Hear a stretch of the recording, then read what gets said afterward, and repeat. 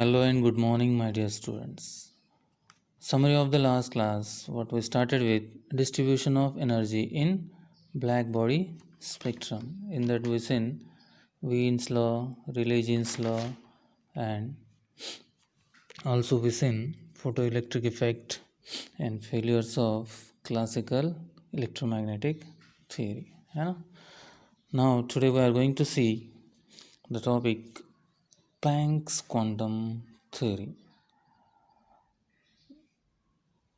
Planck was able to explain Planck quantum theory वो दे पाया या बना पाया जिसमें उसने energy distribution of black body observe किया और उसने एक एम्पिरिकल फार्मूला एक्सपेरिमेंटल रिजल्ट से बनाया।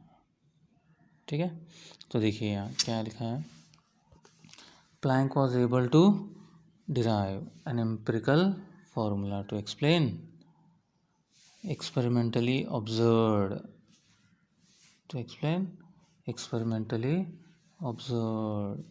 energy spectrum of a black body है ना, on the basis of quantum theory, right बेटा।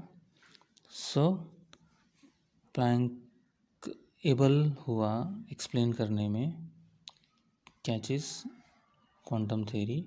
उसका बेसिस था एम्पिरिकल फार्मूला जो एक्सपेरिमेंटली आए रिजल्ट के ऑब्जर्वेशन पे जो एम्पिरिकल फार्मूला बना उस पर, है ना।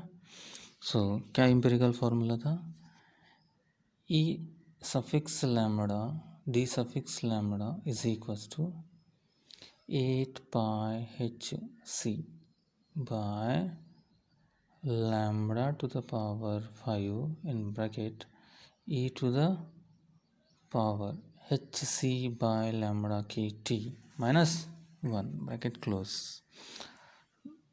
sub into to complete d lambda. This is the formula he observed. This relation agrees with the experimental curves observed in Lummer and Pringsheim experiment. आपको याद होगा हमने ल्यूमर एंड प्रिंसिम एक्सपेरिमेंट पढ़ा था, ठीक है, जिसके बेसिस पे उन्होंने कुछ पोस्टुलेट दिए, है ना। देखिए प्लैंक्स क्वांटम पोस्टुलेट हाँ, पोस्टुलेट यानी क्या बेटा, असम्पशंस, राइट। तो क्या पोस्टुलेट्स हैं, तो पहला postulate, a black body contains atomic oscillator capable of vibrating with all possible frequencies। समझे क्या, देखो क्लासिकल थ्योरी से मैं अभी रिलेट करना नहीं चाहूँगा, पहले देखिए black body contains atomic oscillator, ठीक है, एटम ऑसिलेटर जैसा काम करेगा ऐसा उनको कहना है, ठीक है, और केपेबल ऑफ वाइब्रेटिंग विथ, यानी एटम्स केपेबल है vibrating with all possible frequency, कोई भी फ्रीक्वेंसी से वो ऑसिलेट होने के केपेबल है, ठीक है, कोई भी फ्रीक्वेंसी, ऑल पॉसिबल, है ना, ठीक है। लेकिन यहाँ पे आगे देखिए, an oscillator of frequency certain value बता रहे हैं हम यहाँ पे nu, can not have any energy, समझो पर्टिकुलर न्यू फ्रीक्वेंसी है, ठीक है, ये सिंबल को न्यू कहते हैं ना, न्यू फ्रीक्वेंसी है, तो वो कोई भी वैल्यू पोजेस नहीं करेगा एनर्जी की, तो फिक्स्ड वैल्यू रहेगी, और फिक्स्ड वैल्यू को हम बोलते हैं डिस्क्रीट वैल्यू, है ना, क्या बोलते हैं बेटा, डिस्क्रीट वैल्यू। जैसे आप देखते हो स्टेप्स है ना, पहला स्टेप, दूसरा स्टेप, तीसरा स्टेप, चौथा स्टेप, तो देखिए स्टेप 1 और स्टेप 2, समझो स्टेप 1 एक आधा, ठीक है, 6 इंचेस का है, स्टेप 2 फिर से 6 इंचेस पर रहेगा, यानी बीच की वैल्यूज़ क्या हो गई बेटा, स्किप, समझ रहे हो ना। पहला अगर 6 इंचेस का है स्टेप, 6 इंचेस, दूसरा 12 इंचेस, तीसरा 18 इंचेस, यानी बीच की वैल्यूज़ क्या हो रही है, स्किप, तो हम इसको क्या बोलते हैं, डिस्क्रीट स्टेट्स, ओके।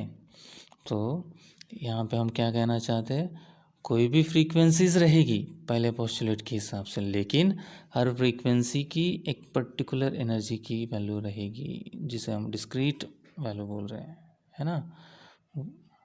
ठीक है, एनर्जी की वैल्यू कोई भी पॉसिबल वैल्यू नहीं रहेगी, फिक्स वैल्यू रहेगी।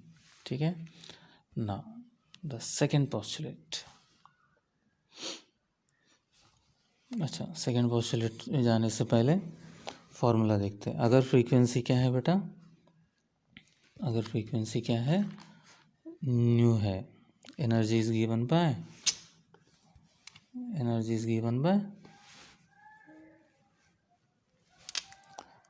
न्यू फ्रीक्वेंसी अगर है तो E is equal to H nu. ठीक है, फिर से एक बार देखिए, अगर क्या वैल्यू है E, अगर हमें फाइंड करना है कब न्यू फ्रीक्वेंसी वाले कंडीशन के लिए, तो energy is equal to H nu. ठीक है, अगर एक ऑसिलेटर है तो ऑसिलेटर है ना एटम, अगर 2 एटम है तो इंटू 2, 3 एटम है तो इंटू 3, n एटम है तो into n, that's it. So n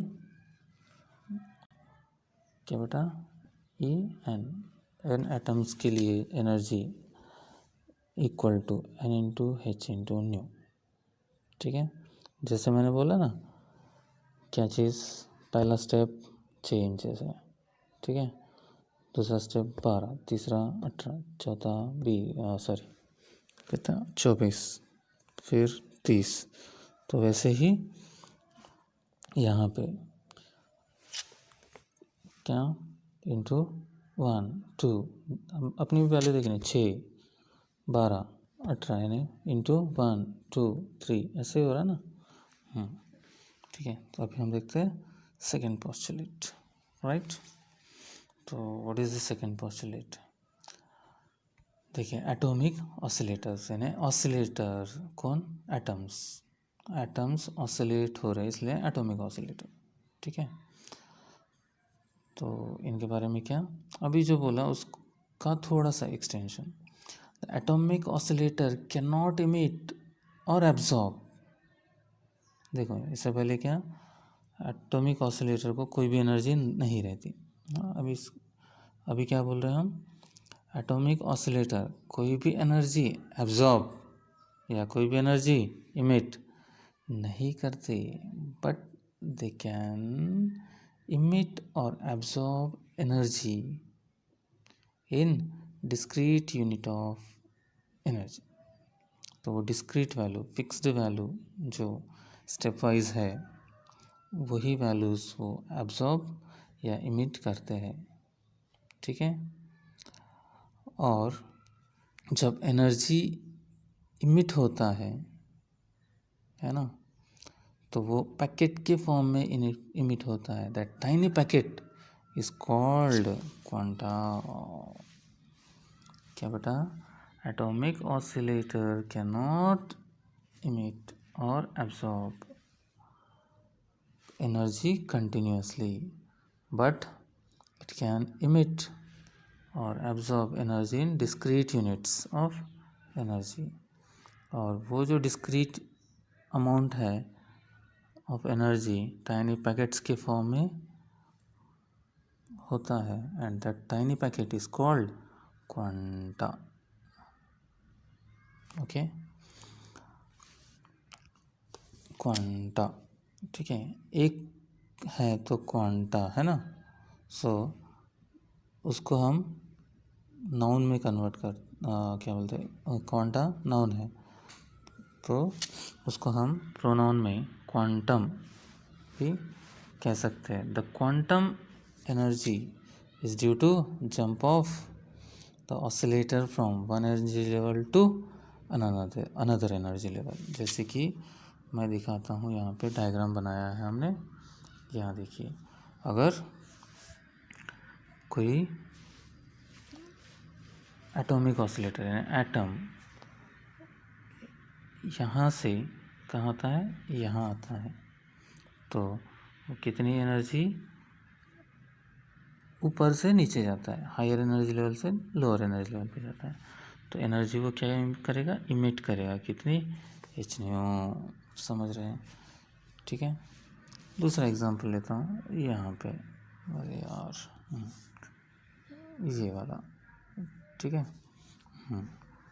तो अगर वो ऊपर जाता है तो क्या करेगा, एच न्यू एनर्जी एब्सॉर्ब करेगा, है ना। या फिर ऐसा भी हो सकता है जैसे यहाँ मैंने शो किया है कि वो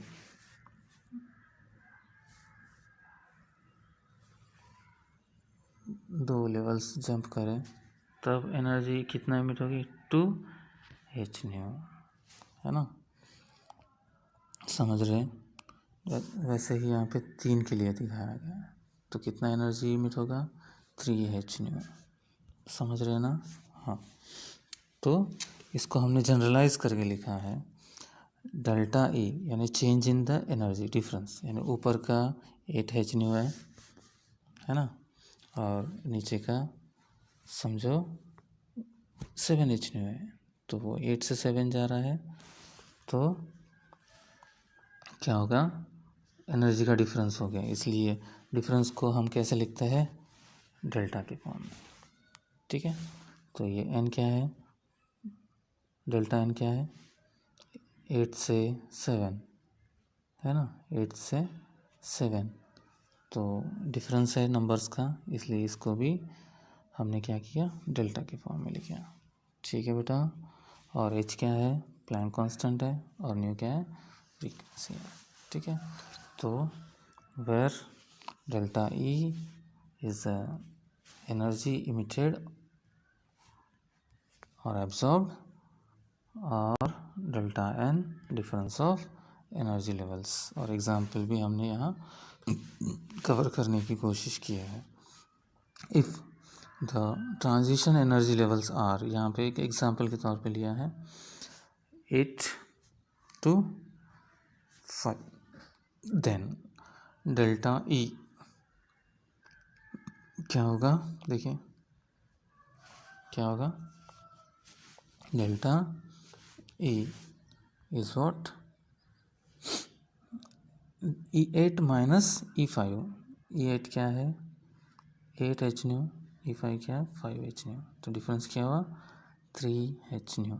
तो यहाँ हम देखते हैं एग्जाम्पल के तौर पे, कहाँ से कहाँ जा रहा था वह, देखो 8th लेवल से वो कितने लेवल पे जा रहा था, 5th लेवल पे। एक मिनट, कितने लेवल से बेटा, यहाँ, अरे अरे अरे अरे यहाँ, तो कितने लेवल से, 8th लेवल से, कौन से लेवल पे, 5th लेवल पे। डिफरेंस कितना हुआ देखिए, तो h, तो ये 3 h हो गए, हाँ ठीक है। तो यही चीज़ हमने यहाँ कैलकुलेट की, राइट। द एनर्जी, तो यहाँ पे हम कंक्लूड करते हैं, the exchange of energy between matter and radiation is integral multiple of h। वो ज़ीरो भी हो सकता है, ज़ीरो कब होगा बताऊँगा, h, 2 h, 3 h and n h in discrete manner. तो आप समझ ही गए होंगे ज़ीरो कब होगा, E8 माइनस E8 करता हूँ तो ज़ीरो आएगा ना।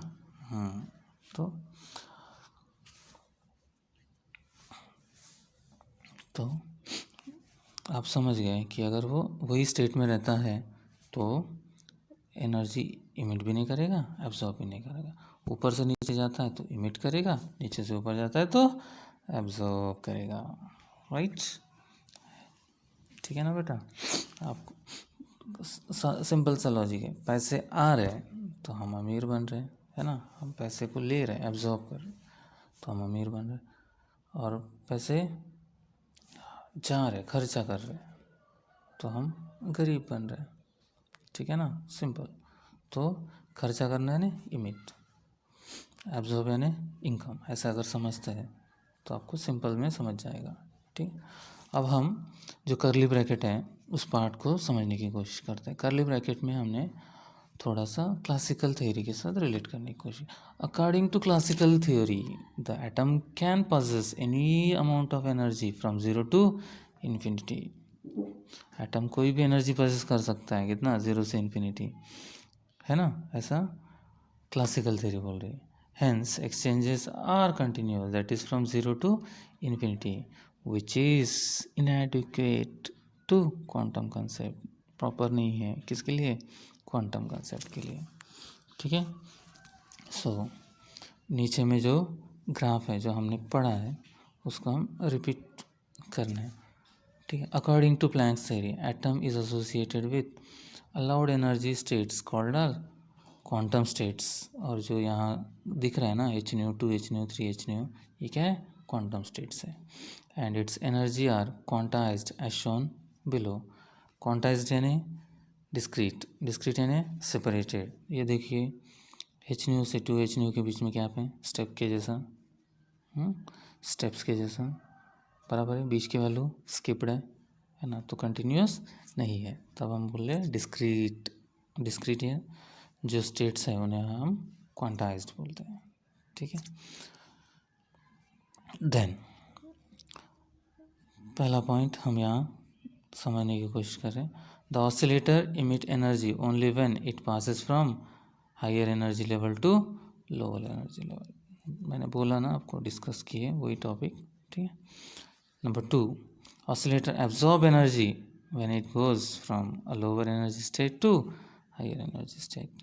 Now third point, no emission, zero कब आया था, कब आया था, और नो अब्जॉर्प्शन कब, जब वो वही स्टेट में रहेगा, when it is placed oscillator is in a given state, right.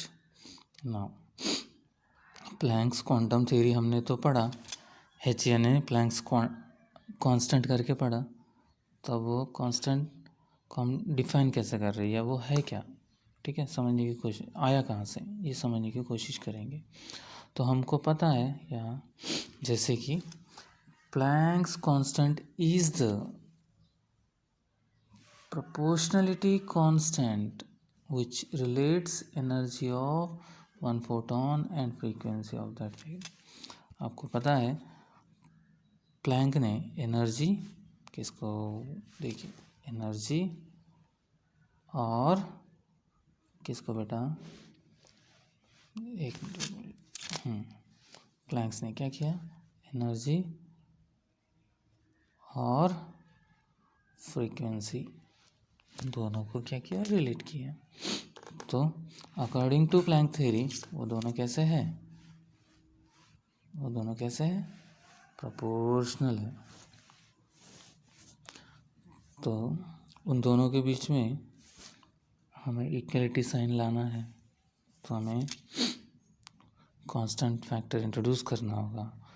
उन दोनों को रिलेट करने के लिए जो कांस्टेंट फैक्टर इंट्रोड्यूस हुआ है वो फैक्टर है H, प्लैंक्स कांस्टेंट, राइट, जिसकी वैल्यू है 6.626 into 10⁻⁻24 joule second.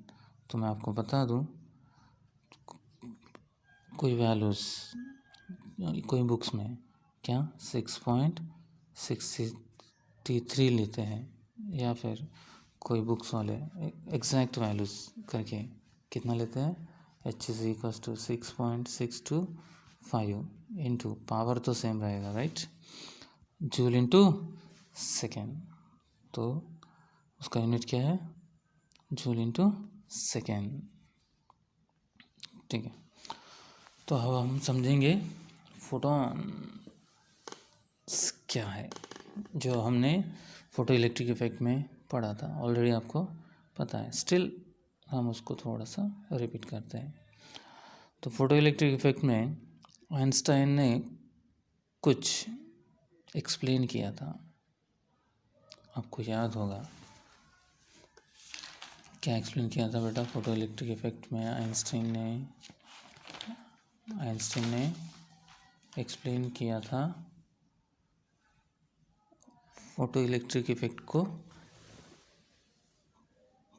With the expression, यानी एक्सप्रेशन को उन्होंने डेवलप किया और वो फोटो इलेक्ट्रिक इफेक्ट होगा नहीं होगा वो एक्सप्रेशन को सेटिस्फाई करता है ना। सो उसके लिए आइंस्टाइन ने भी कुछ एज्यूम किया था, ठीक है, तो हम उसको पढ़ते हैं अभी। Einstein explained photo electric effect making use of Planck's quantum theory only. Okay, the effect established light behaves as a stream of collection of particle, है ना। तो फोटो इलेक्ट्रिक इफेक्ट क्या बोलता, एक स्ट्रीम की तरह काम करेगा, स्ट्रीम की तरह। कौन? लाइट, जो पार्टिकल्स का कलेक्शन है, एंड वो जो पार्टिकल्स का कलेक्शन है उसे हम बोलेंगे क्वांटा, है ना, या फोटोन, ठीक है। लाइट, देखिए फिर से एक बार बोलो, लाइट क्या करेगा, behave as a stream of collection of particle, है ना। वो कलेक्शन को हम बोलेंगे क्वांटा। लाइट का पार्टिकल्स का कलेक्शन है, ठीक है, तो हम उसे बोलेंगे फोटोन। समझ रहे? हाँ, आप समझदार हो, समझ रहे। Okay, accordingly a light beam is regarded as a stream of photons traveling with velocity of light c। वो लाइट है तो ऑफ कोर्स लाइट की स्पीड से जाएगा। An electromagnetic wave having frequency nu contains identical photons। अगर light या electromagnetic waves frequency nu से जा रहे तो क्या होंगे, identical photons having energy h nu। The energy of electromagnetic wave higher is the energy of each photon. अब समझिए ये पॉइंट को। Light is regarded as beam of photons traveling with velocity c, an electromagnetic wave having a frequency nu containing identical photons having energy h nu। The higher the frequency of electromagnetic wave, higher is the energy of each photon। समझे? देखिए मैं बताता हूँ आपको। अगर एक photon या photons ही है बहुत सारे, तो हर एक का अगर फ्रीक्वेंसी क्या है, न्यू है, तो हर एक की एनर्जी कितनी रहेगी, h nu, ठीक है। अगर कोई फोटॉन हायर एनर्जी वाला है, न्यू से हायर फ्रीक्वेंसी वाला है, समझ रहे ना, सॉरी एनर्जी नहीं, क्या हायर फ्रीक्वेंसी वाला है, न्यू की जगह न्यू से ज़्यादा वैल्यू, है ना, न्यू 1 न्यू 2 कुछ भी उसको सिंबल देंगे, तो न्यू से ज़्यादा वैल्यू, तो उसकी बेटा एनर्जी भी फोटोन की क्या रहेगी, higher. Higher is the energy. The intensity I of monochromatic light is related to concentration of photon. जितने फोटोन होंगे उसके कॉन्सेंट्रेशन पे डिपेंड करेगा। So I is equals to N into h nu। I is equals to n into h nu। This is the end of today's class. Thank you very much for listening kindly.